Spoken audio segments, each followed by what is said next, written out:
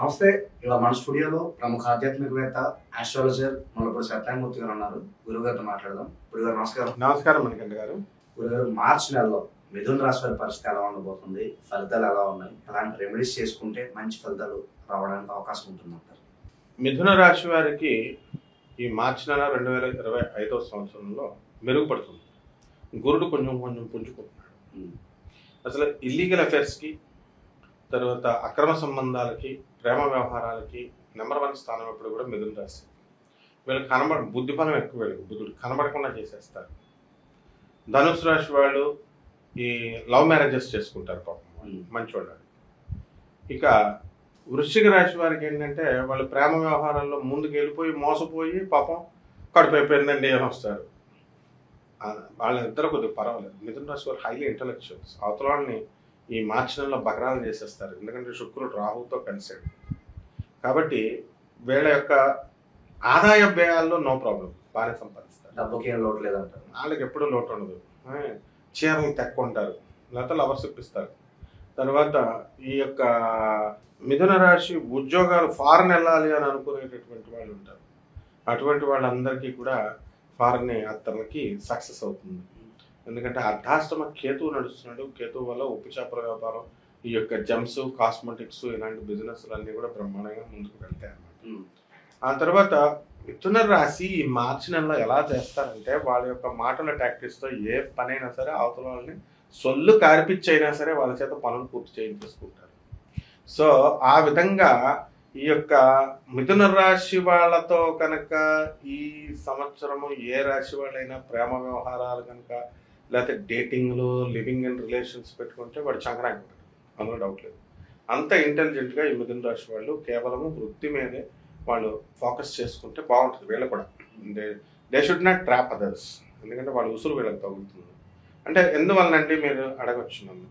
కేతు అక్కడ 4వ ఇంట్లో ఉన్నాడు, రాహు కన్నింగ్, అతనేమో శుక్రుడితో కలిశాడు. అంటే శుక్రుడు అంటే కామ ఎఫెక్ట్, అంటే కామ విషయంలో లవ్లో కొట్టి హనీ ట్రాప్లు చేసి కొంతమందే, ఇప్పుడు మొత్తం అందరూ అని కాదు. ఎప్పుడైనా సరే ఏ రాశి వారికైనా చెప్తే అందులో ఒక 5% ఎగ్జామ్షన్ తీసిపడేస్తాం. 95% వాళ్ళు చేసుకునేటటువంటి కార్యకలాపాలు ఎలా ఉంటాయని చెప్తాం, అంతే రాశి ఫలాలు. అండ్ ఈ మధ్యన ఒక ఫ్యాషన్ ఒకటి మొదలెట్టారు, రాశి ఫలాలకు అన్నీ జరగవండి, కొన్ని జరుగుతాయండి, మాకు తెలియదు మరి చెప్పేవాళ్ళకి. అలా ఆడంగ పెదవల్లాగా చెప్పేటటువంటి వాళ్ళు అలా చెప్తారనమాట. ఎందుకంటే వాళ్ళు చెప్పేవి జరగవు, మనం చెప్పేవి జరుగుతాయి. కమాన్, అక్రమ సంబంధాలు ఉన్నాయా లేవా, కమాన్ సెన్సస్ తీసుకోమని. ఏ రాశి వారైనా సరే ప్రతి నెల సెన్సస్ తీసుకొని చేసుకోవచ్చు సర్వే. నేను చెప్పేది అక్రమ సంబంధాలు, డబ్బుల మోసాలు, ఈ విషయాల్లో డబ్బులు నష్టపోయినటువంటి వాళ్ళు కమాన్ ఒక్కడైనా సరే చూపించమని, నాకు లేకుండా జరగలేదండి అని. They have no answer. ఎందుకంటే హ్యూమన్ బీయింగ్ అంటేనే కామం, హ్యూమన్ బీయింగ్ అంటేనే మోసం, డబ్బు. 5% మంచోళ్ళు ఉంటారు, వాళ్ళకి నమస్కారం పెట్టాలి. మన కాల్స్ లో కూడా అడుగుతున్నారు, ఏంటి గురుగారు మరి ఇంత బోల్డ్ గా చెప్తున్నారు, మీకు భయం లేదా అని చెప్పి చాలా మంది అడుగుతున్నారు. అందరు తిరిగే లేదు, ఇది చాలా డిఫరెంట్ గా ఉంది, భయం లేదా, ఏంటి బోల్డ్ గా చెప్పేస్తారని చెప్పి కూడా అంటున్నారు. జ్యోతిష్యం అంటే మనం వాళ్ళకి పాపం వాళ్ళ మేలు జరగాలి బాబు, ఇలా ఉన్నాయి కాబట్టి అక్రమ సంబంధాలు పెట్టుకోకండి అని దీంట్లో అర్థం. లవ్ అఫేర్స్లోకి వెళ్ళకండి రా నాయన, మంచిగా చేసుకోండి, మీ అమ్మ మీ నాన్నలు చూసుకోండి అని చెప్పడం. వ్యాపారాలు చూసుకోండి, మీ పిల్లలు మంచిగా చూసుకోండి అని అర్థం.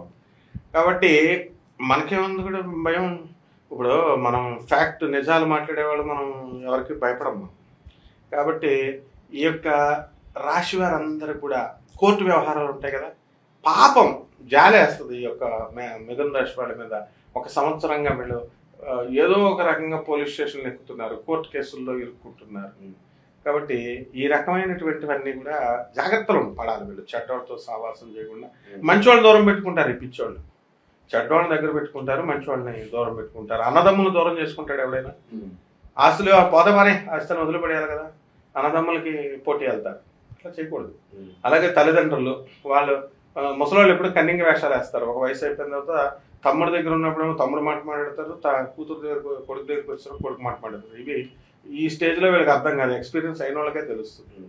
సో అది ఆ మెంటాలిటీ, ఇన్సెక్యూరిటీ ఫీలింగ్ రావడం వల్ల పాపం వార్ధక్య దశలో వాళ్ళు మైండ్ దొబ్బి ఆ విధంగా వీళ్ళు తయారవుతారు. సో అందుకని నేనేం చెప్తున్నాను, ఎవరితోనూ నమ్మాల్సినటువంటి అవసరం లేదు. Be very practical and be very rational అని చెప్తున్నాను.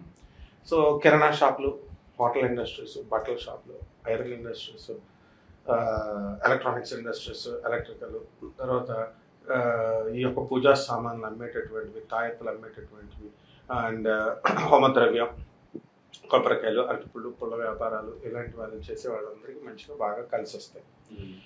తర్వాత ఫారిన్కి వెళ్తారు. ఇల్లు లేనటువంటి వాళ్ళు భర్త మీద మొట్టైనా సరే వాళ్ళ చేత ఇల్లులు కొనిపిస్తారు. స్థలాలు లేనటువంటి వాళ్ళు స్థలాలు కొంటారు. ఇలా చిత్రంగా ఈ యొక్క మిథున రాశి వాళ్ళంతా కూడా ఈ నెలలో బ్రహ్మాండంగా దూసుకెళ్ళిపోతారు. శుభకార్యాలు జరగడానికి ఆస్కారం కనిపిస్తున్న గురుగారు, పెళ్లిళ్ళు కావచ్చు, ఇంకా ఇతర ఫంక్షన్స్ ఏదైనా సరే. అంటే గురువు బలం తక్కువగా ఉంది కాబట్టి జరుగుతాయి. శుభకార్యాలు జరగకుండా ఉండవు, కానీ ఎక్కువ రేషియోలో జరగవు. ఇప్పుడు వీళ్ళ మిథున రాశి వాళ్ళ పిల్లలు ఇప్పుడు కొన్ని కాలేజెస్ వీటిల్లో జరుగుతున్నారు. వీళ్ళకి కావాల్సినటువంటి ఖర్చుతో కూడినటువంటి శుభకార్యాలు జరుగుతాయి అన్నమాట. అందువల్ల ఖర్చులు అవన్నీ కూడా జరుగుతాయి. కాలేజీలో సీట్లు రావడం అలాంటివన్నీ. ఆరోగ్యపరంగా ఎలా ఉంటుంది గురుగారు? అలాగే సంతానం లేని వారు ఎప్పటి నుంచి ఎదురు చూస్తూ ఉంటారు, అటువంటి వారికి ఏమైనా మంచి న్యూస్ ఏదైనా ఉందా? ఇప్పుడు ఆరోగ్యపరంగా వీళ్ళకి మైగ్రేన్ లాంటి వ్యాధులు, తర్వాత ఈ యొక్క నరాల వీక్నెస్లు ఇలాంటివి జరుగుతూ ఉంటాయి. సంతానం లేనటువంటి వాళ్ళకి గురుబలం తగ్గింది కదా, అందువల్ల సంతానం కొంచెం కలగకుండా ఉంటుంది. యాక్చువల్గా విచిత్రం ఏమిటంటే ఇది కూడా ఛాలెంజ్ కంపేర్ చేసుకోమనండి కావలిస్తే. ఈ పెళ్ళిళ్ళు ఇమీడియట్గా అయిన వాళ్ళకేమో పిల్లలు పుట్టరు. పెళ్ళిళ్ళు ఇప్పుడు అవుతాయి కదా, 1 సంవత్సరం 2 సంవత్సరాలకు యువ జంటలకు పుట్టవు. పెళ్ళిళ్ళు అయిపోయి 15 సంవత్సరాలు 10 సంవత్సరాలు అయిపోతారు. ఐఎమ్ స్టిల్ యంగ్, 40 years వచ్చేస్తుంది, ఐఎమ్ స్టిల్ యంగ్. ఓన్లీ యువకులను చూస్తేనే, ఏజ్ వాళ్ళని చూస్తేనే నాకు యంగ్గా కనబడితేనే బాగుంటుంది అని అనుకుంటారు. అలాంటి వాళ్ళకి పిల్లలు పుట్టేస్తూ ఉంటారు. అంటే ఒక 10 years 15 years ఉన్నటువంటి గ్యాప్ ఉన్న పిల్లలకి వాళ్ళకి మళ్ళీ సంతానం కలగడానికి అవకాశాలు ఉంటాయి. అందువల్ల గురుబలం లేనప్పుడు ఇదే డిఫరెన్స్ అనమాట. పరివర్తన యోగం అంటుంది. ఎందువల్లంటే this Jupiter is in Jupiter Venus పరివర్తన యోగం ఏర్పాటు చేశారు. So it gives results in this way. ఇంకా బెటర్ రిజల్ట్స్ రావడానికి గురుగారు ఏదైనా రెమెడీస్ ఉంటే తెలియజేయండి రాశి వారి కోసం. గురుబలం తక్కువగా ఉంది కదా, అందువలన మనకి సాధారణ జ్యోతిష ప్రకారము మనము ఈ యొక్క గురువుకి జపం చేసుకోవాలి, గురు స్తోత్రాలు చదువుకోవాలి. గురువుకి కిలోంపావు శనగల్ని పసుపు రంగు వస్త్రాన్ని ఇచ్చి పేద బ్రాహ్మణులకి గురువారం నాడు దానం చేసుకోవాలి. తెల్లవారుజాము కరెక్ట్గా 3 గంటలకు దానం చేయాలి. పంతులు గారిని రమ్మంటే ఆయన నిద్రలో ఉంటాడు, అందుకని పంతులు ఇంట్లో దుకాణం పెట్టాలి.